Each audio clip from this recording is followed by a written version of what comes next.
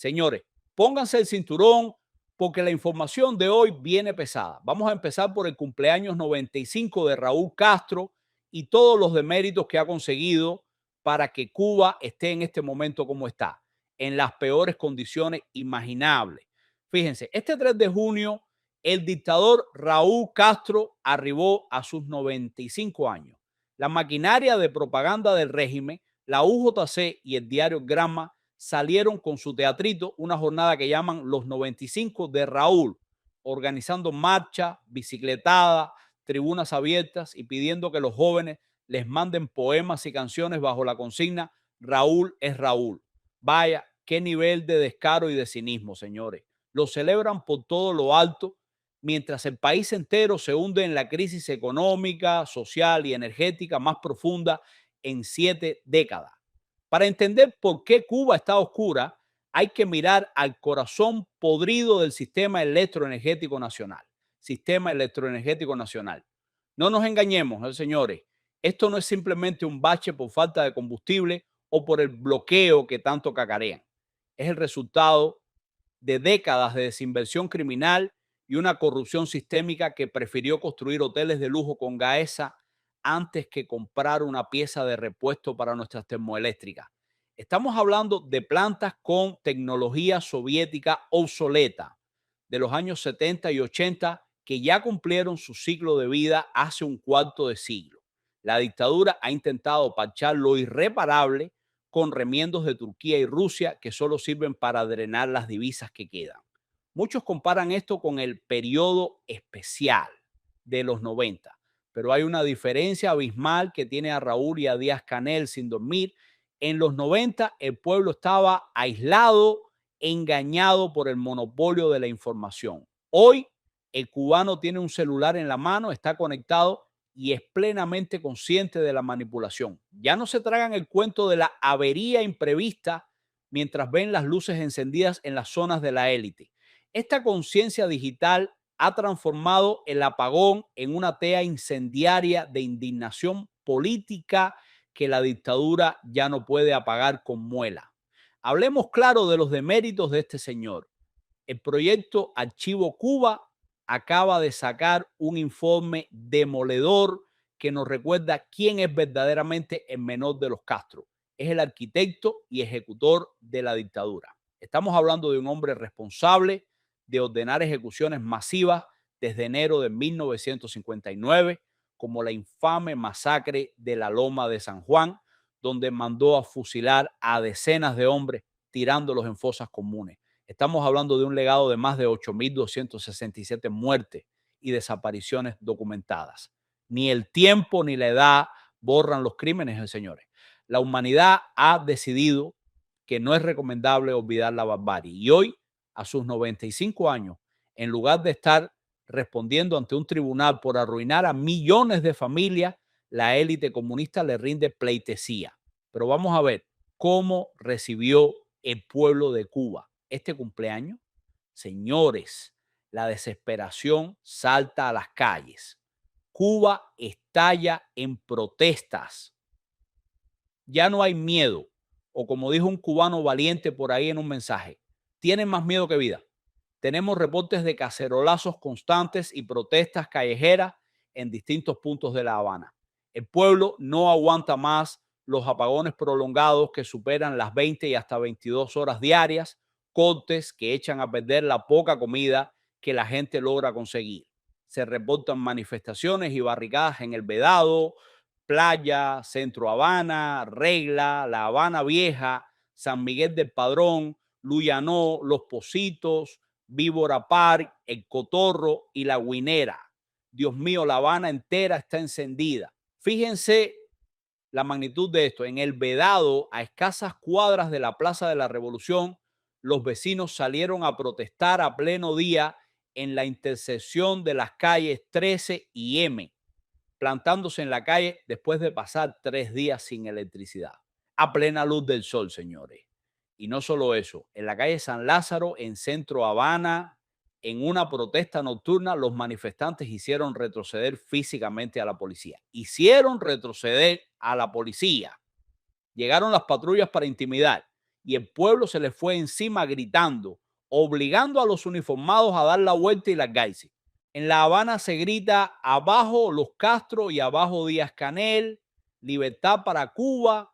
¿Y qué hace la dictadura frente a este escenario? Como siempre, recurrir a la represión y al terror.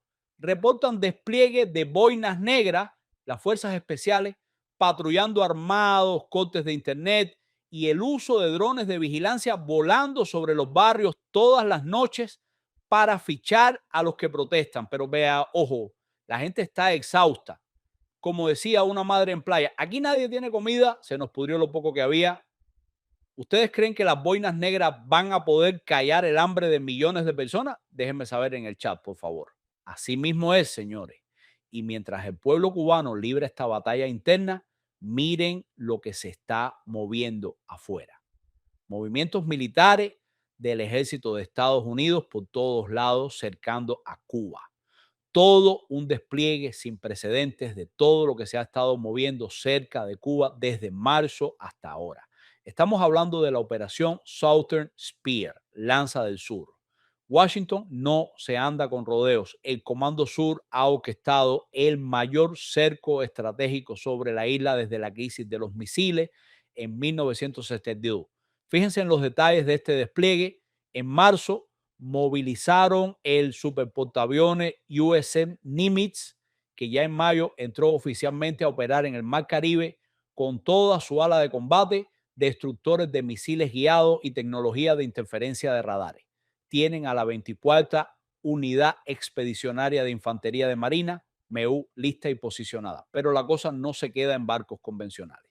El Comando Sur ha activado el Comando de Guerra Autónoma, SAUSI, y tienen todo tipo de drones de agua y de aire, vehículos de superficie no tripulados, USVs, y aviones de reconocimiento mapeando palmo a palmo las defensas costeras de la isla. ¿Por qué tanto dron y tanta vigilancia? Porque la inteligencia americana filtró que la dictadura cubana adquirió más de 300 drones de ataque de Rusia e Irán y estaban discutiendo planes loquísimos para usarlos contra la base naval de Guantánamo, buques estadounidenses o incluso Cayo Hueso en Florida.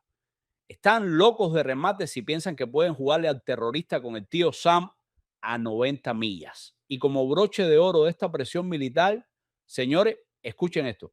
La visita de Donovan, el jefe del Comando Sur, a Guantánamo.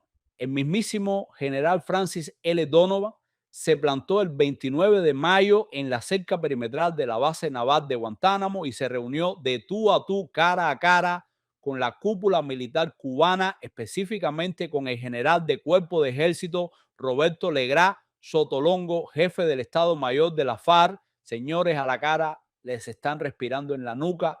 El reporte oficial dice que hablaron de seguridad operativa y protección del perímetro. Pero seamos claros, cuando el jefe del Comando Sur se reúne en la frontera con los generales de la dictadura mientras tiene un portaaviones en la espalda y el cielo lleno de drones, eso no es una charlita de café. Eso es leerles la cartilla de rendición y dictar las líneas rojas. Pero el estrangulamiento no es solo militar.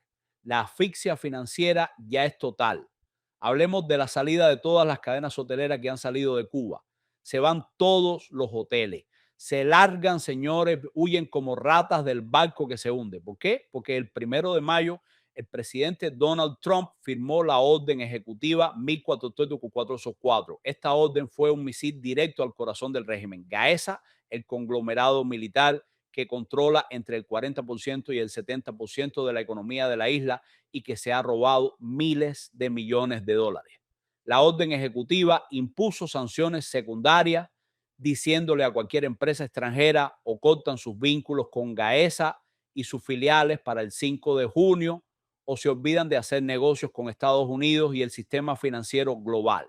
Y vaya estampida, señores. La cadena canadiense Blue Diamond Resorts, que era la segunda más grande en la isla, anunció su retirada definitiva e inmediata, abandonando de golpe 62 hoteles y casi 13,000 habitaciones bajo marcas como Royalton y Memories. Iberostar, la joya de la corona española en Cuba, confirmó que deja de operar 12 de sus hoteles vinculados a Gaviota, la filial de Gaesa, dejando botado hasta el lujosísimo Iberostar Grand Packard en La Habana, un hotelazo que costó $200 millones construir. El consorcio indonesio-canadiense Archipélago International retiró sus 6 hoteles marca Aston. Incluso la minera Sherritt suspendió operaciones para evaluar cómo protegerse de las sanciones. En cuestión de 72 horas, a los militares de Gaesa se les vació el bolsillo. La gallina de los huevos de oro colapsó. La élite castrista, que se la pasaba importando carros de lujo y construyendo hoteles vacíos mientras el pueblo no tiene ni para una aspirina o para encender un bombillo, acaba de recibir la estocada mortal a su liquidez.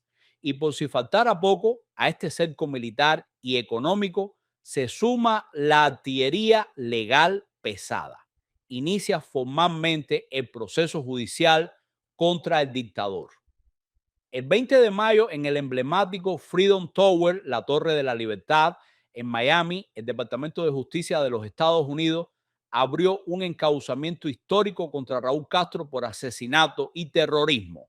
Lo acusan formalmente de conspiración para matar a ciudadanos estadounidenses, destrucción de aeronaves y 4 cargos de asesinato en primer grado por el infame derribo de las avionetas de la organización civil Hermanos al Rescate el 24 de febrero de 1996. Fueron fulminados por misiles de aviones MiG-29, bajo órdenes directas de Raúl Castro, quien entonces era ministro de la FARC y autorizó explícitamente barrerlos del cielo sin advertencia. Durante 30 años las familias esperaron justicia y hoy el fiscal general interino Todd Blanche, junto con el secretario de Estado Marco Rubio y congresistas como María Elvira Salazar, dejaron un mensaje clarísimo. Los Estados Unidos no olvidan y van a perseguir a Raúl Castro para llevarlo a un tribunal norteamericano. Todd Blanche fue enfático. Vamos a dar todo lo posible para traerlo, sea por su propia voluntad o de otra manera. Ya vimos lo que le pasó a Nicolás Maduro en Venezuela cuando el Comando Sur y las fuerzas especiales entraron a Caracas a buscarlo. Las cartas están sobre la mesa y la dictadura lo sabe. Este proceso jurídico por el caso de Manos al Rescate no es un trámite más, es el cierre definitivo de sus rutas de escape. Al ser un encauzamiento por asesinato y terrorismo en suelo estadounidense, se crea un precedente legal que hace que cualquier país que intente darles asilo diplomático se convierta en cómplice de crímenes de lesa humanidad ante la justicia internacional. El mensaje para la cúpula es devastador. Ya no hay exilio dorado en España o mansiones ocultas en algún paraíso fiscal. La justicia ha demostrado que puede esperar décadas, pero no olvida. Esto envía una señal sísmica no solo a La Habana, sino a Caracas y Managua. El tiempo de la impunidad se acabó y el brazo de la ley es más largo que su capacidad de esconderse. Todo parece indicar que aunque los comunistas digan de frente que se quedan y que resisten, haciendo marchitas ridículas y emitiendo comunicados llorones en el periódico Granma, ya nada puede detener que los quiten del poder. Díaz-Canel y sus voceros andan amenazando con baños de sangre y diciendo que no negocian bajo presión, pero eso es pura muela. En el fondo están aterrorizados. Mientras tanto, la negociación es de fuerza a fuerza. Entiéndase fuerza. La dictadura cubana acorralada con todo su aparato militar represivo, aferrada al control interno. Y la otra fuerza es la fuerza militar, diplomática y política arrolladora de Estados Unidos. ¿Y qué está pasando en los cuartos oscuros de esta negociación, señores? Aquí viene el análisis profundo que quiero compartir con ustedes. Ojo con esto. En este tire y afloja de titanes ha habido movimientos que no podemos ignorar. A mediados de mayo, el mismísimo director de la CIA, John Ratcliffe, aterrizó en La Habana en un vuelo secreto del gobierno estadounidense. ¿Y con quién se sentó a negociar? No fue con el monigote de Díaz-Canel, no. Se sentó con la verdadera cúpula, con el nieto y guardaespaldas de Raúl Castro, el infame Raúl Guillermo Rodríguez Castro, alias El Cangrejo, y con altos mandos de la inteligencia cubana. Esto nos abre dos escenarios muy preocupantes que tenemos que entender. El primero es que ese otro cambio lo que traería es un colapso controlado y un cambio tibio igualmente importante. ¿Qué significa un cambio tibio o una transición cálida? Recordemos que los cubanos hoy están muriendo por todo el desastre del comunismo. No hay comida, no hay luz, no hay transporte, no hay salud. El país está quebrado, pero lo que puede pasar es que en estas negociaciones secretas, los generales de Gaesa y los jerarcas del Partido Comunista decidan que el modelo se agotó y negocien entregar las riendas políticas a cambio de salvar el pellejo financiero. Es decir, que los militares claudiquen ante las demandas americanas, sacar a los rusos y chinos de Cuba, permitir mercado libre, recibir vuelos de deportación, pero a cambio exijan inmunidad y se queden con una cuota de poder los militares o que se conviertan en los oligarcas que controlan el país. Pasarían de ser comunistas recalcitrantes a mafiosos capitalistas de traje y corbata adueñándose de los hoteles, los puertos y las fábricas bajo un sistema de capitalismo de amigotes tipo Rusia, dejando al pueblo marginado y sin justicia real. Ya los militares están planificando y actuando en consecuencia con las demandas de Trump y Rubio, sacando sus calculadoras y viendo cómo retienen sus privilegios en una Cuba post-Castro. O la otra opción, y esto es otra alerta, es que ya está algo pactado internamente donde tiene sentido las reuniones de la CIA y de Guantánamo y que los jerarcas castristas lo estén usando simplemente como una herramienta para ganar tiempo por parte de la dictadura en un intento desesperado para quedarse en control. Mandan al Cangrejo a dar la cara, prometen estudiar reformas, dicen que van a considerar liberar presos políticos, todo con tal de que Trump no apriete el gatillo de una operación militar de extracción. Los dictadores son expertos en estirar la liga, esperando que pasen las elecciones de medio término, rezando para que la política en Washington cambie o se enfoquen en otras guerras. Pero déjenme decirles algo. A mi juicio, y leyendo los movimientos de la Casa Blanca, no parece ser la intención de Marco Rubio ni de Trump pactar una convivencia con los mafiosos de Gaesa. Rubio ya lo dijo claro en un video directo al pueblo de Cuba. El problema no es un bloqueo petrolero. El problema es que la élite de Gaesa se ha robado todo. Estados Unidos ofrece un camino nuevo, pero directo con el pueblo cubano, no con Gaesa. La idea de la administración estadounidense parece ser esperar pacientemente a que se presente la ventana de oportunidad para capturar a Raúl Castro como sea y empezar con el cambio a partir de ese punto. Han armado el caso legal perfecto con el encauzamiento por asesinato, tienen a las tropas listas en el Caribe y saben que la economía interna de la isla está colapsada. Están esperando que el caos logístico y la falta de combustible desmoronen los anillos de seguridad del régimen para que las fuerzas especiales puedan entrar de forma quirúrgica, agarrar a la cúpula y desarticular a los cabecillas sin tener que librar una guerra prolongada.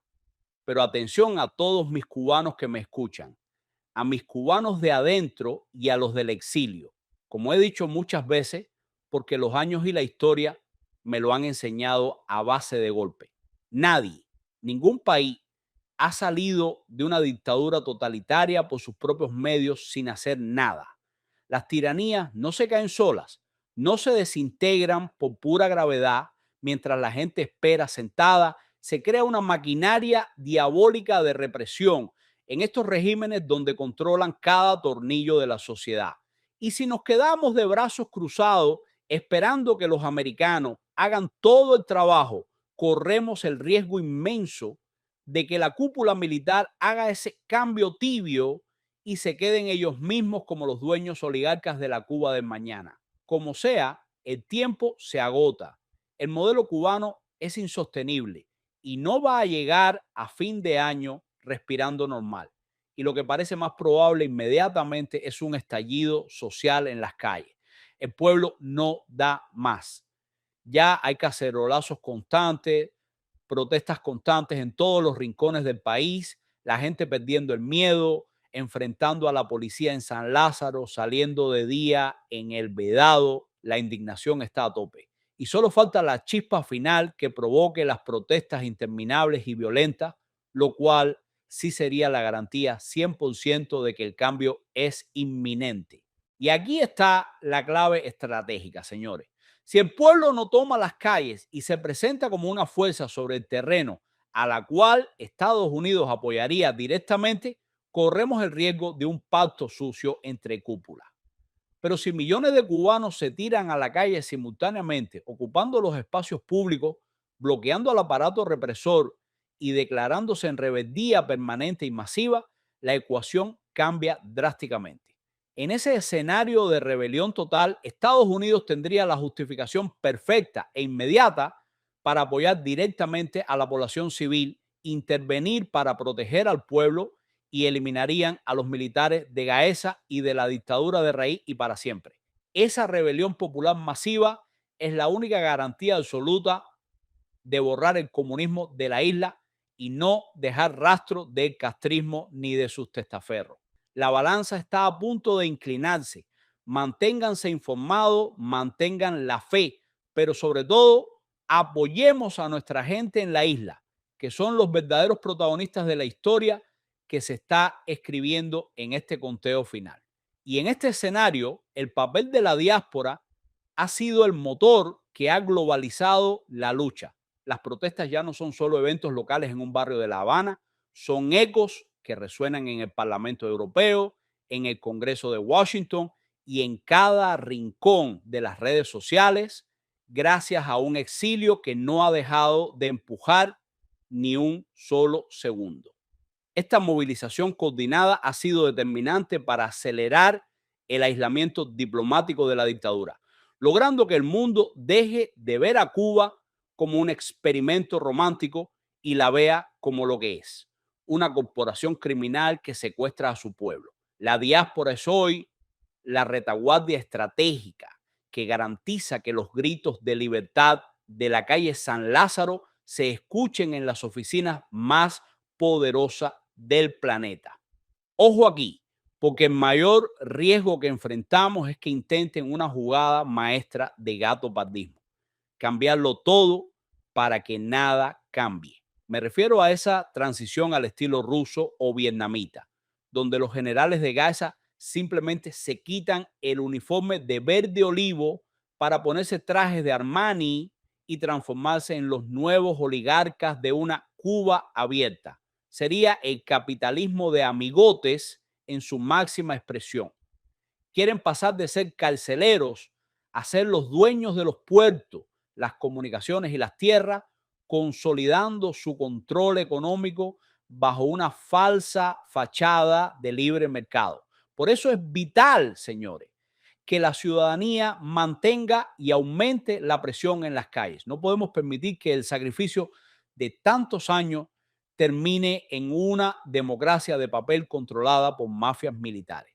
La libertad real no es solo que nos dejen vender tomate, es que haya justicia, que devuelvan lo robado y que los criminales no sean los empresarios del mañana. La única forma de impedir que se perpetúen en el poder con otra máscara es desmantelar el aparato económico de los militares desde la raíz. Y eso solo se logra con una rebelión que no negocie con los verdugos.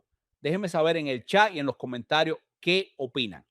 ¿Creen que los militares lograrán vender a Raúl para salvarse ellos como oligarca o creen que el pueblo dará esa chispa final para barrer con toda la dictadura? Quiero leerlo. Gracias de nuevo a todos por compartir, por los likes y por estar aquí en esta trinchera. Nos vemos en la próxima directa y que Dios bendiga a Cuba. Libertad.